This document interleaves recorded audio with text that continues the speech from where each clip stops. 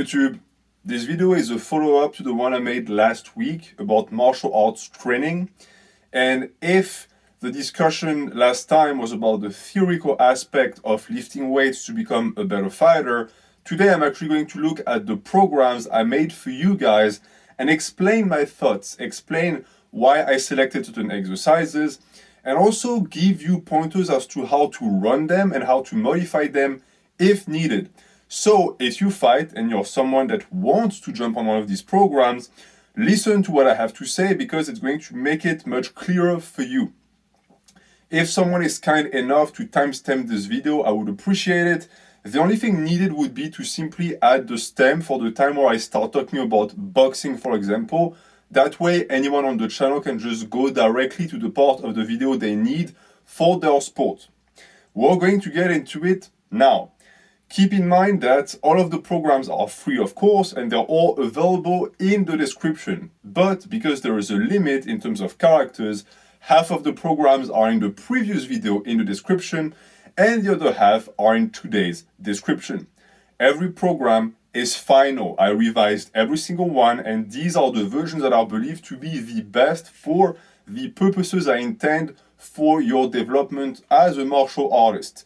But this does not mean that you shouldn't modify them. If anything, I'm going to give you the tools and the knowledge today to go in and modify the programs if needed, because that is how you learn and that is how you actually have a regimen that is going to be tailored to your needs. I do not know you, I don't know your schedules or your preferences. The only person that knows that is you. So you should be the one taking responsibility for that. I'm just giving you a base and something to work off of.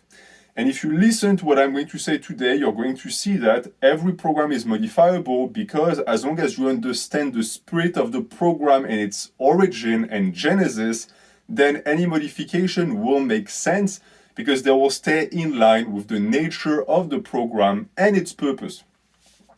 Things to keep in mind that I will try to keep in mind as I go through the programs are the recovery aspect.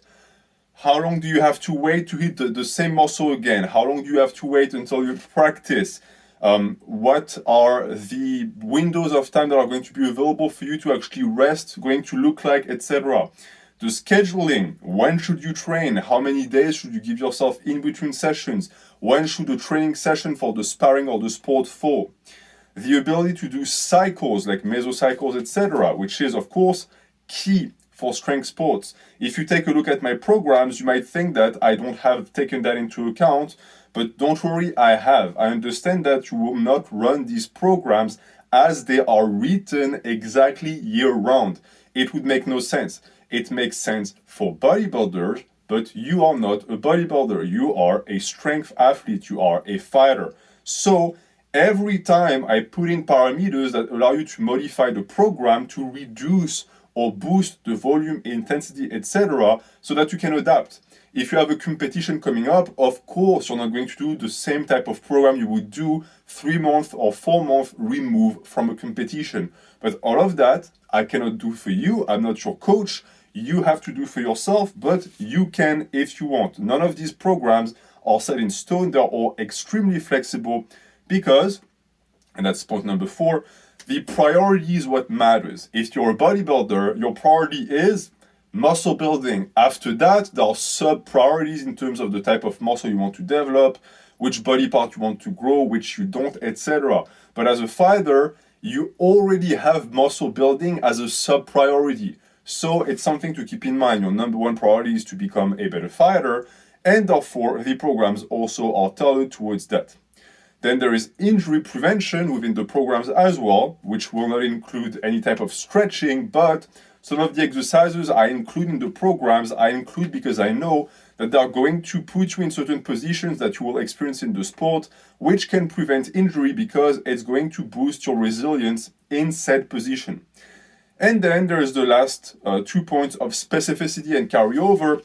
Even though I don't believe in strength-specific lifting training, I do believe that if we're going to talk about things that are sport-specific, we can still find movements in the program that are going to resemble movement patterns that you do when you fight.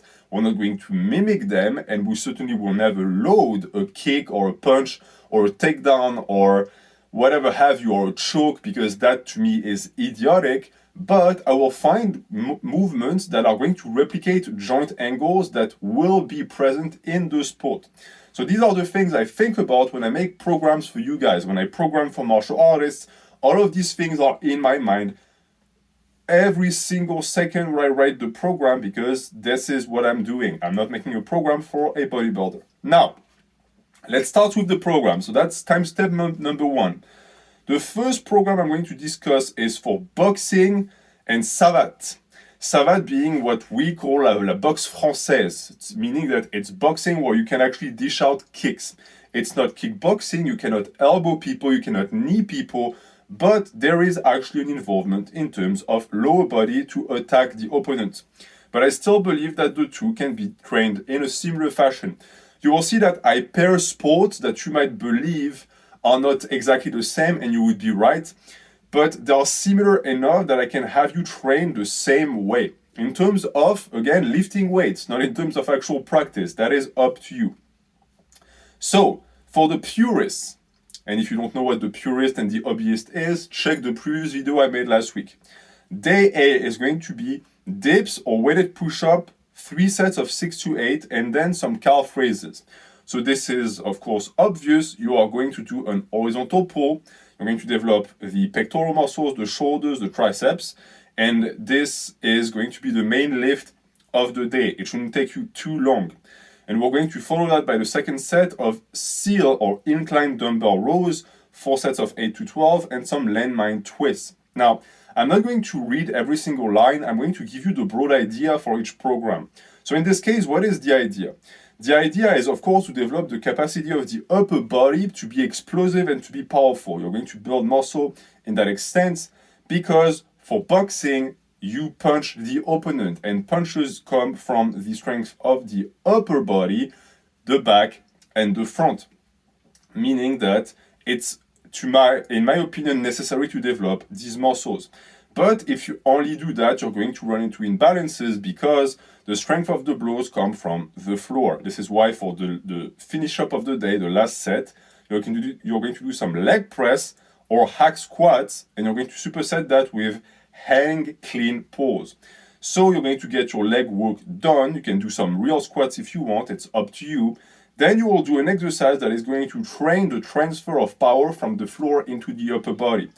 And for the hang clean pull, it's an Olympic weightlifting lift technically, but it's one of these that don't require that much technique, meaning that they're really easy to learn, they're low impact, they don't require much mobility at all, and they don't completely kill your recovery. But they're still going to, again, teach you how to utilize the strength of the body to explode up. They're going to develop the calves and the yoke, the upper back, which is, of course, very important. So on that day, as you can see, there is a strong focus on developing especially the upper body, but the entire body is receiving the training you need with enough sets to actually trigger growth without actually putting you in a hole. Now, if we look at day B, it starts with a hang power clean or a landmine power thruster. So in this case, I also want you to train the upper body, but I want to train it in a way that involves the lower body in terms of explosiveness. So to teach you how to explode up. Again, when you punch, when you box, if you are a boxer, you already know that. The power of the blows come from the rotation of the hips.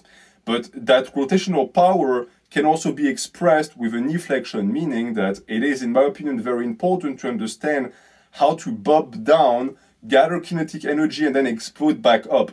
And the thing with the rotations is that when you do your shadow work, when you do your back work, you're already going to work at rotating at the hip as much as possible. Developing the musculature of the hip, even in an up and down movement, will still participate in strengthening that area of the body. It doesn't mean that doing rotations that are weighted isn't good, but it might be overkill. So that's why I selected that type of movement. And you're going to superset that with some neck work, because you need to train your neck. Now, understand one thing. The way I program is I only have so much space because I program in a very minimalistic fashion, meaning that I don't have the room for 15 exercises. I only have a few select spots. So For example, if you're the type of person that doesn't like to superset neck work, it's fine. You can just do it another day. Same for calves. You can always look at the program and strip things away if it's not convenient for you. As long as you get it done and you train, you will see results, but the more exercises you can do and recover from, the faster the results will be. For day B, we continue with a good morning or a deficit deadlift. It's up to your preference. 3 sets of 6 to 10. So this is obvious. We're going to develop your posterior chain. With both lifts, you're going to be put in a position where you're crouched when you're more bent over, and that is going to, of course, greatly develop the core and the ability of the body to actually stay rigid, even if you are being bent forward.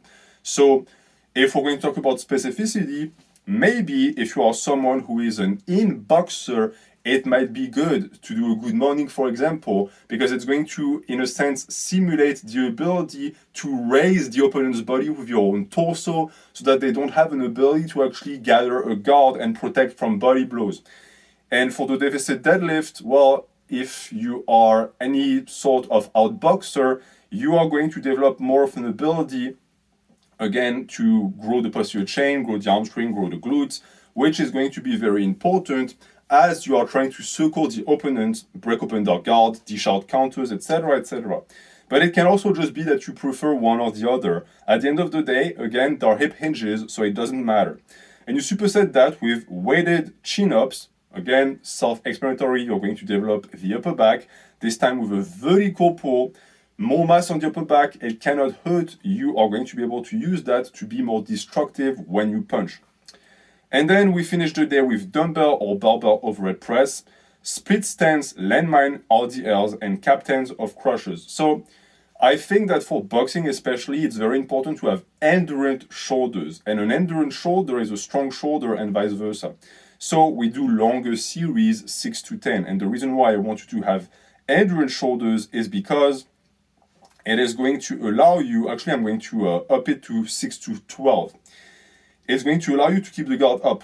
If you've ever boxed, you know that the ability to stay protected is incredibly important, because if you are targeted with a punch that you don't see coming, you're going to get rocked. So it needs to be second nature to always keep your guard up.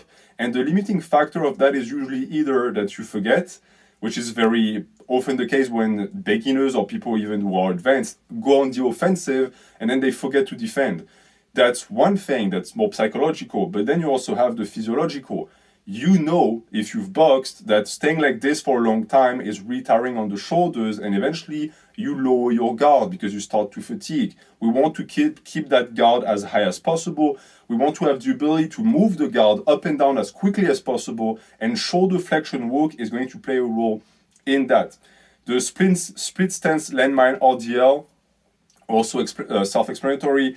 I selected the split stance because most boxers, when they face the opponent and they are in guard, they're not facing them straight up like you would in Muay Thai. They're actually turned to the side to reduce the surface area of the punches you can hit that you can actually receive. So split stance, it's an aspect of specificity that I think applies here. It is going to develop the hamstrings. It's going to make you more explosive. So always good to take. And then the captains of crushers, because people in the comments in the last video let me know that grip work is also very important for punchers, which is something that I knew, but I never quite understood why. And so I just put it in the program. It's not going to hurt you to get some grip work done. It's not going to take away from your ability to perform. So that is for day A and day B. As you can see, it's easy, quick. You get in, you get out. And with these 2 days, you're going to develop the entirety of the body. You're going to get stronger over time, and that's exactly what we want. Now, if we take a quick look at day C, the conditioning day, I put in some dashes, so 3 to 5 dashes of 3 minutes each, and then calf raises, AMRAP. So what I'm trying to do is, a boxing ring is 3 minutes, and I do believe in most federations it is 3 minutes. And I want you to be able to actually last those 3 minutes. So you're not going to sprint for 3 minutes. You're going to find the pace that allows you to run at maximum speed for 3 minutes, if that makes sense. It's going to take some adjusting, but the goal is to do better and better and better, and to be always able to pick up the pace and to be faster, because This is not a distance that you have to run, it's a certain amount of time. So you can always increase the distance and see if you can go further and boost your cardiovascular endurance. That is going to be short and sweet, because if you do 3 dashes of 3 minutes, it's going to be painful as heck during the 3 minutes, but then it's 3 and done and you can go home. And that shouldn't put you in a hole in terms of recovery. And the calf raises is just because as a boxer, you're going to do some jump rope, you're going to do all sorts of exercises that develop the calves, so more hypertrophic work cannot hurt. Plus, they're going to be pre-fatigued from the dash, so trust me, the AMRAP is not going to last very long because it's with body weight. You will see that, of course, all of my lifting days are scheduled with in mind the idea that you are going to be in a gym with equipment. But when I do day C's, most of the time I'm picturing you being in the stadium somewhere. For a few sports, you're going to have the need of some material that you won't be able to carry with you. But here, for example, the only thing that needs equipment is the GATA swings. When you swing whatever, an implement behind your back to develop the shoulders, if you don't know what it is, just Google it. But before that, you will do diamond push-ups AMRAP. So this is just a way to develop, again, the musculature of the upper body, the arms, the chest, and the shoulders. It's going to be incredibly painful on the shoulders in terms of DOMs, but it's not going to get you hurt. It's actually going to help with the mobility of the shoulder. So it's all good. And that sort of concludes the day for boxing and savate. I'm not going to review the hybrid days because they only include 1 or 2 exercises on top of it. But it's important that you understand that the real difference between the hybrid and the purist is that the hybrid has a stronger ability to repeat the days. So I expect the purist to only do it twice a week. An hybrid could do it 3 to 4 times a week, which is why the extra exercises actually pile up and they end up doing a ton in terms of additional tonnage. But it's, again, up to you. It's up to you to decide if you want to be a purist or a hobbyist, if you want to make a mix of them. It's your choice. Next program is for Brazilian Jiu-Jitsu and Aikido. Now, I expect most of the guys that are going to follow this program to be doing BJJ, because Aikido is not a dead sport per se, but it's not really practiced by many people. I do think that the two sports have some sort of correspondence, however, especially since Aikido, at least in its purest form, is also practiced on the ground. It's not just standing and tossing people around. You're actually also supposed to be able to defend yourself on the ground. So, for day A, barbell rows all good mornings, 4 sets of 8 to 12 and neck work. Now, these are not the same types of lifts. One is a pull, horizontal pull, and one is a hip hinge. It's up to you to decide which one you want to do. Right? Do you want to get more upper back work, or do you want to get more core and posterior chain work? There's no bad answer, but it's going to be up to your own preferences. I particularly like to make people who do Brazilian Jiu-Jitsu perform lifts like this because it forces you to bend over, you're in a compromised position, and if you don't have rigidity in the core and the ability to actually secure the hip position, you are going to be in trouble for those lifts, just like you would be in trouble on the mat if you couldn't do these things. So these lifts are functional for Brazilian Jiu-Jitsu and they'll make you bigger and stronger. We follow that up by dips or weighted push-ups, whichever you like best. I'm not going to make someone who does BJJ do bench press just because in my matrix of understanding, I would prefer you to actually move through space. I think that for the sport, it's what makes the most sense. But if you like bench press, by all means, do bench press. So I also included that lift for 3 sets of 6 to 10 to develop the ability to push and to have a stronger upper body. Keep in mind that when you train a press, you train the function of the press, but that's not all that it trains. You train muscles that you can utilize for other things. If you get stronger at this movement will also get stronger. The ability to grab onto someone and then rotate them to the side also gets stronger. It's not as specific, it's not as strong as a carryover, but it's still there. Muscle is muscle. What you do with it on the mat is what matters. So these are 3 easy sets of upper body work that is going to grow you. After that, you do some tower holds. So a tower hold is easy. You grab a plate or weight or whatever you want, and you're going to put a towel or a belt, in this case, or even a gi, if you want to be fancy, through a loop or through anything that is going to help carry the weight, and then you're just going to pick it up. Okay, so you want the arm to be fully extended and you're going to hold on to it for 15 seconds. This is going to train your grip.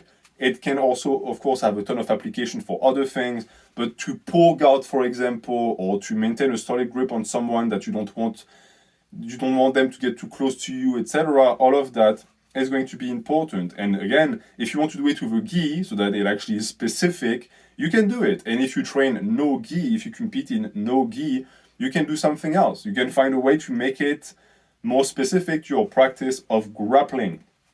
But grip strength for grappling is, of course, essential, be it static or active. So the two are, of course, going to be trained. And the last set is GHR, or hyperextensions, and Turkish get-ups. So when I think of Brazilian Jiu-Jitsu and Aikido, I think that a very strong core, and a core that has the ability to move weight, is very important. And the hyperextension, or GHR, is going to achieve just that. You cannot rely on the kinetic energy from the floor on these exercises because your feet are not touching the ground. So it's pure posterior chain and lower back strength. And that is very important to develop, because sometimes if you are going to grapple against someone who knows what they're doing, they're going to take away your ability to utilize the power of the earth. Meaning that they're going to put you in positions where you will simply not be able to be as strong as you would like, because they're going to put you in a compromised position. So that is when this comes into play. If you are strong enough to get into tough situations or tough spots with just the power of a muscle hanging in space, quote unquote, then you can actually go into a position where you can utilize the power of the ground and the kinetic energy to be more effective. I'm not making you do this so that you always wrestle or grapple from a position of inferiority. That, of course, makes no sense. The goal is to always be on top, always remain superior, even when you're taken by surprise. And the Turkish get-ups are another way to work on this very aspect. They train the balance, they train the core, and they train also the rigidity of the thoracic spine, which is important to grow as well as someone who grapples. Now, for day B, if we just talked about thoracic extension, you do conventional or trap bar deadlift or Jefferson deadlifts. So in a sense, any type of pull from the floor that you like, 1 to 3 sets of 5, and some calf raises. This is, of course, self-explanatory, the ability to develop power from a standstill, the ability to pull something from the ground. You really cannot go wrong with that type of exercise if you're training for martial arts. So, of course, I included them. Then some weighted pull-ups or chin-ups, 3 sets of 5, and some single leg hip thrust. So the chin-ups, again, develop your pulling power. If you want to pull guard, if you want to pull someone close to you, all of that is just, it cannot be wasted. For Jiu-Jitsu, the ability to pull is always going to be a good thing. But for the single leg hip thrust, it's interesting because I could have put double leg hip thrust. I didn't, because I have noticed that in a lot of positions in Jiu-Jitsu, especially when the opponent is trying to gain side control, you're not going to have the ability to push off of 2 legs. One of your legs is going to be pinned underneath you, or they're going to be intertwined with the other guy's leg. You only have 1 leg. You only have 1 glute. And in that situation, well, it's good to have trained the hip thrust in that position, because it can save your butt quite literally. So 3 sets of 6 to 10, short and easy, but it's going to develop some good muscle and some good stability as well. After that, you're going to do some landmine press or dumbbell overhead press or dumbbell bench. Again, up to you. Do you want to grow more chest? Do you want to grow more shoulders? You decide. More pushing power, it can never be bad for that type of sport either. Keeping in mind also that when you develop the ability to do this, you develop the antagonistic muscles of the function of doing this. So when you train pulling, even if pulling is the most important thing for BJJ or Aikido, you still want to also train the press. It doesn't cost anything, as long as you don't sacrifice the pulling motions in the program, which in this case, of course, you don't. There's plenty of pulling for you to do. Now, when it comes to what follows, I put some Russian twists for the ab exercise. The reason why is because I would make you do some landmine twists, but you're going to spend a lot of time on your butt in Brazilian Jiu-Jitsu or on your back, and you're going to have to be able to rotate the torso. So putting you in a compromised position where you can't rotate at the hip might be a good way to develop the core in a specific fashion. If you decide that it's not, you can just modify it. And if you listen to what I just said, I also told you that if you think that you need more pulling, well, that's not a problem. Take a look at the program and look where there is space for pulling. Without even having to think about it once or twice, I could tell you, for example, that if you wanted to replace the Turkish get-ups by dumbbell rows, you could. It's very possible. It's all a question about, can you recover for it? Is it going to make sense in the program, etc., etc. Now, for the conditioning day, you are going to do some rope climbing, so 3 sets of 5 meters, or some sled pulls, 3 sets of 15 meters. Both of which are going to focus the ability to pull. One is an horizontal pull, the other one is a vertical pull with your body weight. I would always tell you to do rope climbing because it's sort of a supreme exercise for that type of sport. But if you don't have a rope, you can do some sled pulls. If you don't have a sled pull, you can do some pull-ups, you can do some lat pull downs, you can even do some dead hangs for the grip work. All of that functions. And then some glute bridge walk, again, to reinforce the ability of the lower body to remain rigid, to grow the glutes and the hamstrings. These conditioning days, as you will notice, are not the best for hypertrophy because they are a mix of cardio and hypertrophy. And that is sort of the goal. I also want them to be shorter than the other days. I want you to be done in 35-40 minutes because it's what conditioning should be, in my opinion. If you train a sport that is intense, you do not want to run kilometers upon kilometers for a sport like Brazilian Jiu-Jitsu. You want to be intense because Brazilian Jiu-Jitsu bout is intense. So you'll see that those sessions are 30-40 minutes, and there's pockets of intensity within them with a ton of rest. You might spend as much time resting as you are going to do running, but that's normal. You're going to have to catch your breath. Of course, oxygenate the muscle and then get back into it. For the second line, some sandbag carries, some kettlebell swings, and some captain of crush. You will see that I peppered captains of crushes everywhere in the program because you can't go wrong with more grip work. If you find that it interferes with your actual training or with the ability to go to practice the next day, drop them or remove them or put them somewhere else. You can do them in the morning. You can do them when you're taking a shit. You can do them when you're in the subway. It doesn't matter. It's just doing this. So I put them there as a reminder to train your grip. That's it. But for the sandbag carry and the kettlebell swings, again, cardio, the ability to remain rigid under load, the ability to strengthen the core, and also, of course, posterior chain and explosive power coming from the hip. So that was for the jiu-jitsu side of things. Now, wrestling sambo. I have a very nice subscriber, Hassan, who told me after taking a look at the program that there was too much pushing. And I agree with him, actually. I had this simplistic notion and idea of wrestling because I always, and I'm sure that some of you share it as well, have this vision of wrestlers as meatheads. And to me, I equate meatheads to upper body lifts, so bench press. But clearly, if you look at the sport, you do much more pulling than you do pushing. So it should be trained in the same fashion as jiu-jitsu is trained, or even more strenuous in terms of rows and the ability to pull. So I modified the program in that aspect, but still gave you a chance to actually train your pushing strength if it's something that you want, because a bigger upper body is not a bad thing, as long as you can utilize it to pin your opponent. So, we start on day A with bench press or dips or weighted push-ups, and we follow that up with Zercher or SSB squat. I want to put you in positions that are not going to be as orthodox as a normal barbell back squat, and I also want to help you recruit the upper back. A Zercher or an SSB squat is going to really bend you forward because the weight is not sitting on top of you, it's pushing you forward. And that is something that you're going to experience when you wrestle because the guy in front of you is going to try to get you off of your balance. So it can be to pull you in, it can be to push you to the side, underneath the armpit, etc., etc. All of this is going to happen. You are rarely going to be experiencing a straight up and down gravity force when you wrestle. The guy is not going to just hang on to you so that he pulls you down like this. I've never seen that in actual wrestling competitions.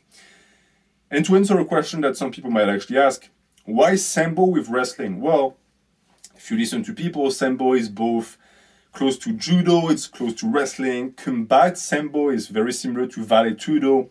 So for me, in terms of muscular development, I've always found that it makes the most sense to train sambo wrestlers as wrestlers. It's not the same sport, but the muscle mass you're going to be needing is fairly similar in that aspect. So this is why I put them together. Now, after the Zercher OR SSB squats that are going to grow both the core, upper back, and the legs, you're going to do some pendlay rows or lat pull downs, some more pulling. If you're the type of person that is not going to be able to handle the pendlays after doing a lower body movement because you're going to be shot, you're not going to be able to be rigid, just do some cable rows.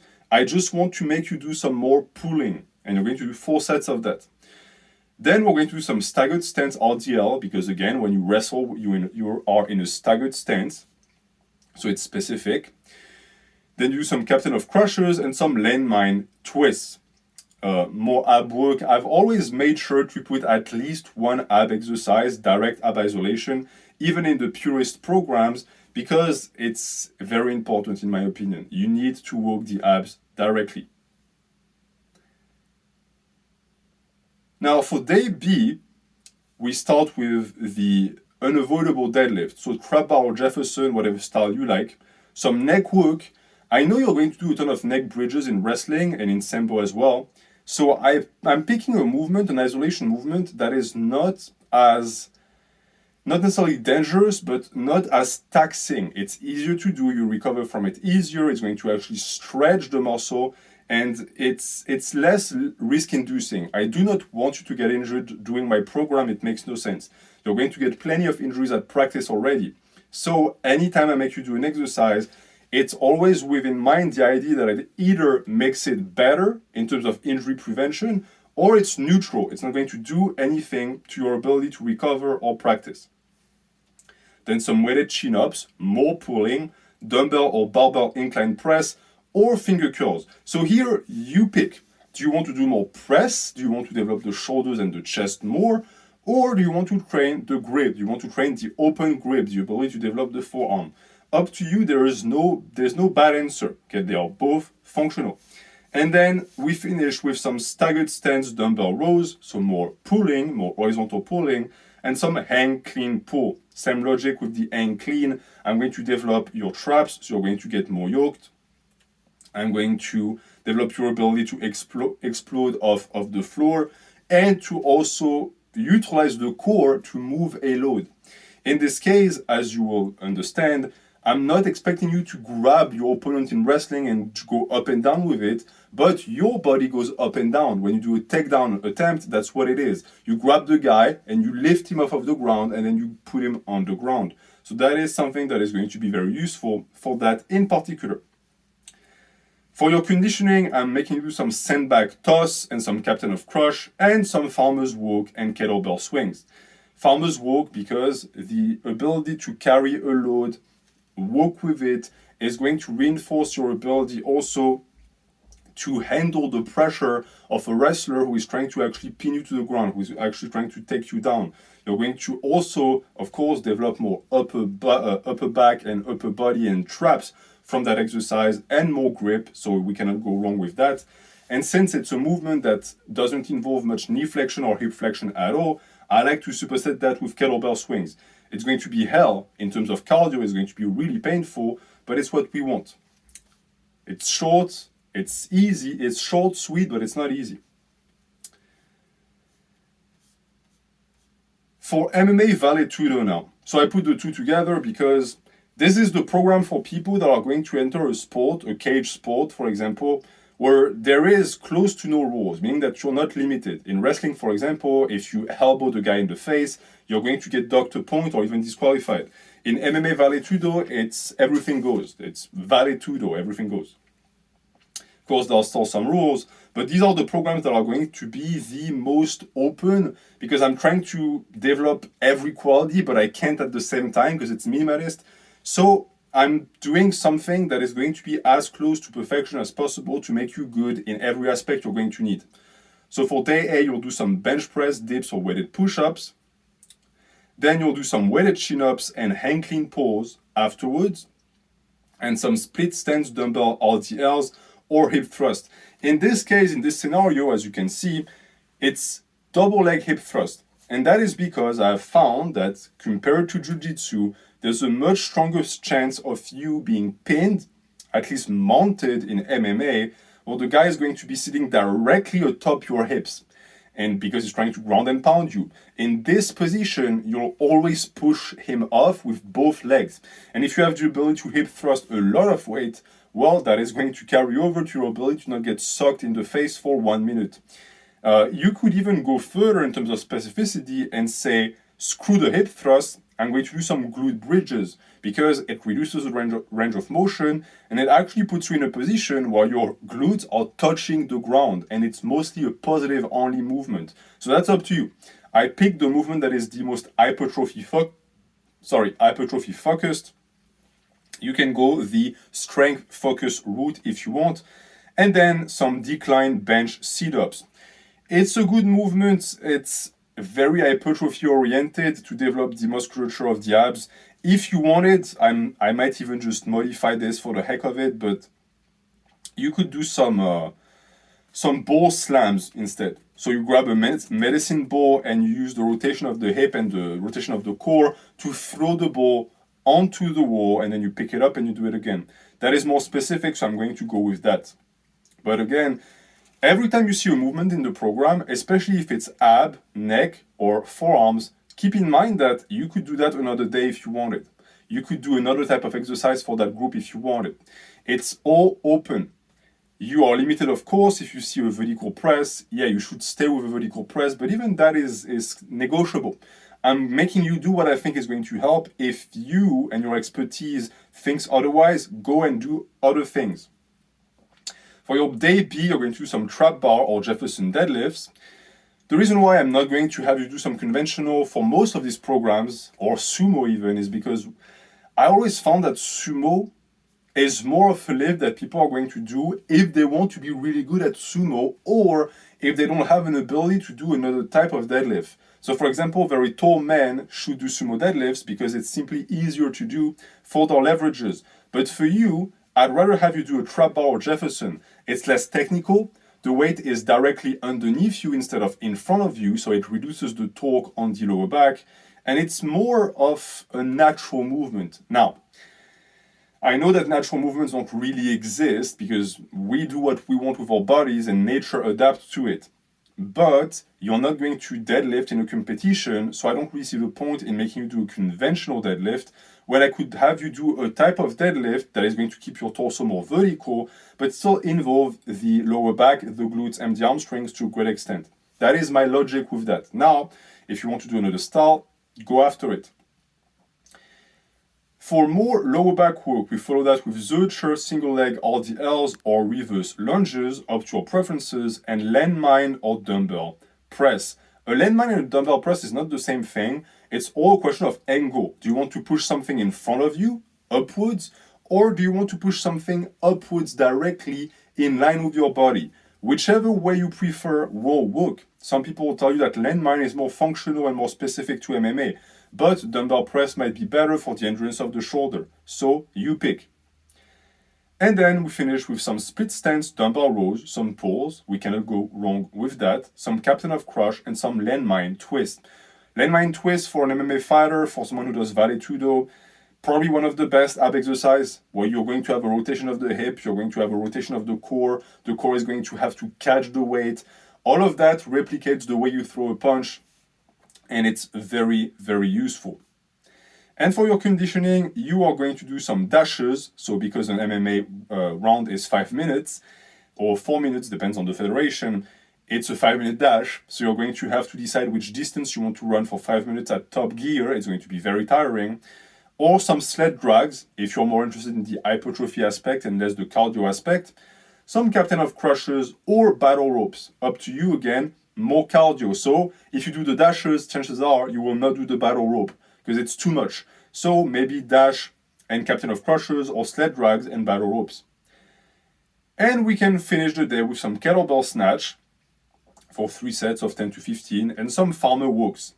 3 sets of 100 meters. So it's more for endurance this time. It's going to really tire your forearm and your traps. Or some farmer holds if you're tired. Like you did some dashes and you don't want to have to do another 300 meters. So you just hold the farmer implement to develop the forearms and the traps. That's perfectly possible. All of that, again, is in the description. Okay, you don't have to listen to me. I'm just giving you pointers. Now, for karate and kung fu, I put the two together. These are striking sports. I believe them to be very similar in terms of stance. So, these are going to be a little bit more focused on the pushes, because even though it's important to develop the upper back, I find that movements that are going to project the shoulder are very important. So, day A, you're going to do some presses with a neutral grip or a reverse grip or a Swiss bar. To me, that grip here is not dangerous or bad on the shoulder, but if you're a martial artist, you can try different things. If you prefer a neutral grip, it's fine as well, so that's why I involved you in that aspect. A reverse grip is also fine as well. If you do some karate and you do an actual roundhouse punch, I think it's how they are called in English, when you start here and you actually go with a rotation of the shoulder, well, you can always do a press like this. It's not going to kill you. If you prefer it for the chest, it's a good thing. Then some Zercher or SSB Good mornings. So developing the ability to actually utilize the power of the torso to move weight, develop the core and the abs. Hopefully you won't end up like Bruce Lee, who did good mornings, if I remember correctly, with 135 and he snapped up his back. I don't know how that's even possible. But yeah, be careful when you do that type of movement. And always keep in mind that, as I said in the first video, I recommend you do reps in reserve. Okay, don't hurt yourself with these movements. You could do 12 reps, okay, stop at 10. That's how we're going to do it. You're not trying to power lift. You're trying to build muscle, and to do it safely, you can keep reps in reserve. And then some hang, snatch, pull, same logic. Energy from the floor transferred into the hips, then into the upper body. That's the way you actually punch people, so it will work to develop that with a barbell. Sometimes I have you do some hang clean pulls or some hang snatch pulls. The only thing that changes is the position of the hands. After that, it's the same exercises. Keep in mind you want to go light on these, meaning that I want you to actually really be able to move the barbell. So if you're going to do a hang snatch pull, your hand should be at least able to go to nipple level. All right, same pretty much with the hang clean pull. Hang clean pull, you want the bar to at least go to your navel. If you can't, you're using too much weight. Right? The important part is to really be able to shrug the weight up and to explode the weight up. When you finish the movement, your body should be a straight line and you should end on your toes. That's the point of a hang pull. And then you finish with some weighted chin-ups and some dumbbell overhead press or landmine press. You're going to develop the shoulder girdle, you're going to develop the upper back. All of that is good stuff for strikers. On day B, we start with trap bar or Jefferson deadlift, neck work as well. Neck work, if you're a grappler, you want neck work because you're going to be put in position sometimes where you're going to have to need to push with your head to stabilize, or the opponent is going to tug on your head, so you need to have the ability to resist that type of attempt, which doesn't feel good. Which is sort of the logic with training grapplers as well. You want the ability to forcibly move the body of the opponent, while at the same time preventing the opponent from moving yours. So in Jiu-Jitsu, for example, if you're getting really strong at chin-ups, and you can find a way to prevent the opponent from actually, pulling on the arm or, prying your arms open or prying your guard open, that's excellent. And at the same time, if you can develop the power to pry their guards open, it's going to make it easier for you to access the vulnerable portions of the body. Because in Jiu-Jitsu, most of the time, when you're open, you lose. When your neck is open, you're going to get choked. If your arm or your armpit especially is open, space is going to be created, your arm is going to be extended, you're going to get caught in an arm bar, you're going to lose, etc. Same for the leg. If your legs can be forcibly straightened and then entangled, you're going to end up in a leg lock, you're going to lose. So the power of hip hinge or vertical pulls, all of that is developing the muscles that are going to allow you to do this, to create a guard and to never let that guard be broken. For strikers, it's a little bit different. We want the opposite.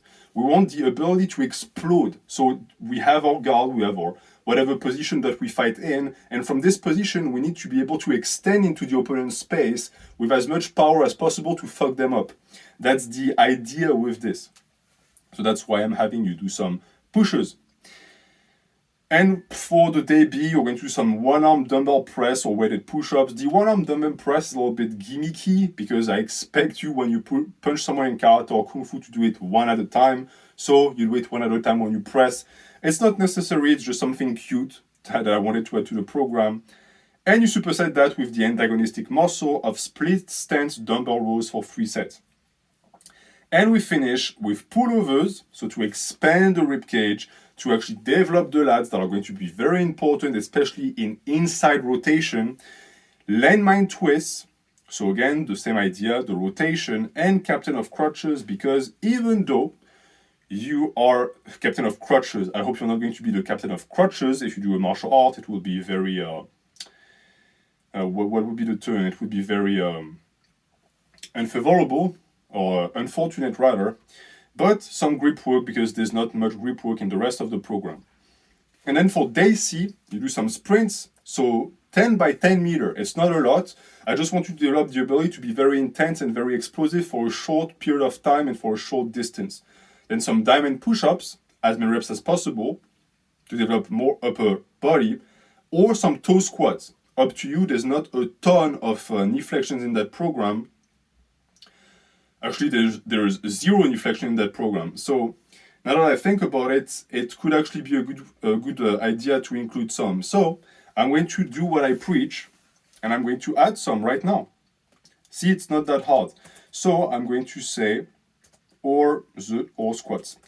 So on day A, you're going to have a pick. Either you're going to do some good mornings and hip hinge or some squats. It's up to you. And then, because we're not done, the split stance dumbbell rows could be replaced by some Bulgarian split squat. And that is also, of course, up to you. Do you want to train more legs? Do you want to train more posterior chain? Do you want to train more upper back? You choose. You cannot go wrong.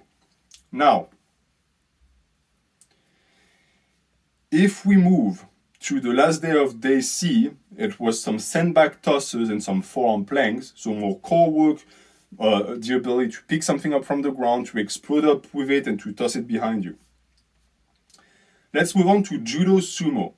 So I don't also expect many people to train for sumo, but I know I have many judo wrestlers on the channel, and the two sports are very similar. You want to develop your balance, you want to develop the ability to break the opponent's balance, you want a very strong core, you want very strong legs, very strong hips and glutes. So that's what the program focuses on. There's not many pushes, although I still included some. Day A, you can do some Zercher squat or SSB squat or barbell squat, whatever you want, some knee flexion work. But I would like you to do one that actually involves some hip hinge. So maybe a straight up front squat or Olympic weightlifting barbell squat is not the best. Something with an ability to actually bend the torso forward a bit might be good, because a pure knee flexion and the ability to use the quads to go up and down is not super important for judo. And even in sports in general, it's good to reinforce your quads, don't get me wrong, but the posterior chain is sort of king, and especially posterior chain movement developed through hip hinges, because all strength sports and all martial arts use a hip hinge. You rotate at the hip, you bend at the hip. So there's the reason why you rarely see me,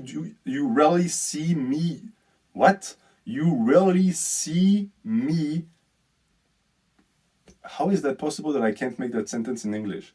You rarely see me have you do movements that only include a pure knee flexion. It's always a mix of both with an accent on the hip hinge. I can speak English, I swear. So that is for the lower body movement on day A. Then we'll do some neutral grip dumbbell press or Swiss bar. Here the neutral grip is more functional than you would think, because when you grab someone in judo, you never grab them like this. It's always like this or underneath like this, especially in sumo when you go for grabbing the belt, you grab underneath like this or like this with a bent arm. So it's always better to do your presses like this if you are going to create some distance.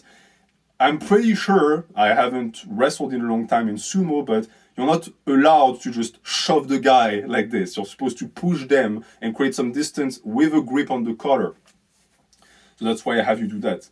Then some split stance dumbbell rows, same logic as wrestling. You're going to do a ton of pulling. For judo, it makes a ton of sense. Sumo as well. Most of sumo is either you set your stance and you push the opponent out of the ring, or you pull them in and you make them fall with a throw, with a hip throw.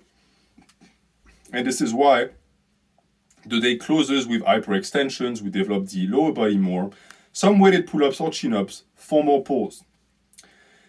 If you see weighted pull-ups or chin-ups, I always encourage you to do chin-ups because none of the programs really have some direct bicep movements. So the chin-ups end up being the only moment where you train the biceps. And the bicep is not a useless muscle, as I said. In jiu-jitsu, it allows you to keep the elbows close to the body. In judo, it's going to be utilized to pull the guy if you have a underhand grip. In sumo as well. So it can be useful and it's good for injury prevention. Day B.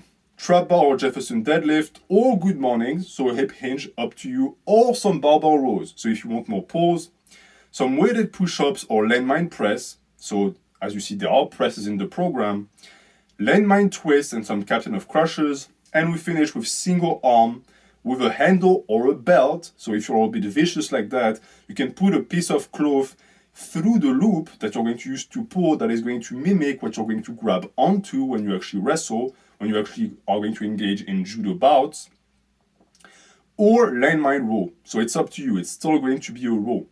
And we do some belt grip for more grip at the end. And for the conditioning, I have you do some stuff that is a little bit gimmicky, but I think applies. Some dumbbell single arm floor press for 5 sets of 10 to 15. So just more of an ability to utilize the shoulder and to project what we call a grand dentelé, so it's musculature of the upper back, and the serratus mostly to push when you cannot utilize your legs. It's always a good way to put yourself in a compromised position and train that quality. Or some sled pulls, or some sled push. If you're a sumo, some sled push might be more indicated. You do that with some bridge walks as a superset or Turkish get-ups, more core work, more lower body work. And we finish also with some sled push or farmer's walk. So for the judo wrestlers, I would recommend you do the farmer's walk because you don't do much yoke work directly. And some single leg dumbbell or kettlebell RDLs. You cannot go wrong with more hamstring and glute work. It's going to help with the lower back. If you have lower back soreness, that is a good way to actually prevent injury. Now, we have the last 2 programs. This one is for Muay Thai kickboxing. I know I have many people who do these sports and who thought I wasn't going to cover them. Don't worry about that. I did some Muay Thai myself. I love that sport. So I made a program for you dudes. And it's very similar to karate and kung fu, but of course I modified some things because the sports are not exactly the same. In karate, you don't really stand in front of your opponent. Or at least, if you do, you're not going to have the same stance as someone who does Muay Thai. And all of these differences play a role because it also modifies the way you strike. I've always found that strikes in karate and kung fu tend to be more, not necessarily explosive, but more direct and to the point, and with less volume especially. The volume of blows tends to be higher in a sport like Muay Thai and kickboxing, at least from my experience, because you rarely go for the kill at punch number 1. It's more of an ability to actually wear the opponent down, and then when there's an actual opening in the guard, you enter that and you score a big hit, a big kick. So for day A, you do some dips or weighted push-ups, you do some weighted pull-ups or chin-ups and some hand clean pulls, and some barbell or dumbbell RDLs to finish the day with some dumbbell push press or landmine power thruster. As you see, a lot of that involves the lower body. I'm not having you do just pure bro upper body training. Even though you are a striker, you need to develop the lower body. And you will see that the way I have you train the lower body for Muay Thai and kickboxing is more tailored towards the ability to actually dish out kicks and have endurant legs and endurant hips especially. Because if you end up being flat-footed in either of these sports, you are going to be in big trouble, whereas it's not as much as an issue in karate, I have found. For day B, some trap bar and Jefferson or Jefferson deadlifts, some reverse grip dumbbell press or incline press. I entered a rant when I spoke about neck work, when I discussed wrestling and the ability to not have your neck just turned aside. For striking, you develop the neck so that you don't actually break a vertebrae the second you get punched in the face. But that's fairly obvious. For the presses, you can do some reverse grip dumbbell press or incline press. more upper body work, and some croc rows. Croc rows are just normal dumbbell rows that you do with a staggered stance and with what some would call a normal grip. So it's not a grip to the side, it's a grip in front of you with your hand like this, and you pull like this. So like you're trying to start a lawnmower. It's excellent for the grip, it's excellent for the grip and the upper back. Okay. And then some Bulgarian split squat, 4 sets of 10 to 15, and some wall slams, 4 sets of 8 to 12. So rotation, you're going to throw kicks, you're going to rotate at the hip, you are going to have to develop the ability to do that, and doing them with a medicine ball can be a good idea. Even though I don't like the idea for weighting movements you're going to do in the ring, sometimes it can actually be very judicious. And for day C, you do some sprints, you do some gata swings to develop the shoulders and the mobility of the shoulders, or some diamond push-ups for more hypertrophy of the upper body, and then some dumbbell lunges for more knee flexion, because even though that program has more knee flexion than the karate one, it's still fairly light. And in that aspect, in this case in particular, I'm not going to modify it because I do think that it makes sense, but we can always throw some OR here with squats, because a 3x6 to 10 has never hurt anyone. So up to you if on day B you want to do more knee flexions instead of some pure pull from the floor. It's going to be available for you to do. And we finish with some Sistema and Krav Maga. So for the people that do self-defense, these programs are made for you. Same logic as MMA or Vale Tudo. It's a little bit of everything because you're going to want to develop a little bit of everything. So you do some dips or weighted push-ups on day A, some Zercher or SSB squats, some snatch hang pulls, and some finger curls. You finish the day with Jefferson or Bulgarian split squat to develop the legs, and some split stance dumbbell rows for more pulling action. It's a very well-rounded program. It's more well-rounded because you are less of a specialist when you practice these sports. And on day B, trap bar or Jefferson or Zercher deadlifts, all good mornings, up to your preferences, followed by some snatch grip RDLs or lunges. So in this case, as you see, you can do more hip hinge, you can do more knee flexion. It's up to you, and weighted chin-ups. Every single program has you do weighted chin-ups for a reason. It's an excellent movement. It's applicable for every single combat sport, so you better do them. Do not skip your weighted chin-ups. And we follow that with some croc rows or landmine rows, and some wall slams and captain of crutches. And this is going to be that for the Sistema and Krav Maga program. I hope that I'm not going too fast with these. You will let me know in the comments if there's something I haven't explained. But I truly want you to understand that all of these programs will start making sense when you apply them in your cycle and when you actually look at the way they impact your recovery, because on paper, they can be as good or as bad as I want them to be. The only thing that truly matters is how applicable are they to your life. If you practice do sports, the only way to know that is to actually do it. And for these two sports, the conditioning day is some barrel crawls, some ball slams, and some goblet squats. You'll see that barrel crawls haven't really been added to many of the conditioning days, even though it's great. It's because I find them a little bit too taxing and redundant with other movements. But if you love them, do them as much as you want. And we finish the day C with some sled pulls or rope climbing, and some glute bridge walk or Turkish get up. So the day C, the conditioning day, tends to always be a way to work your cardio, to reinforce your thoracic extension, to train the abs more, to get some posterior chain work done, and to have you carry some heavy stuff or pull your body weight up.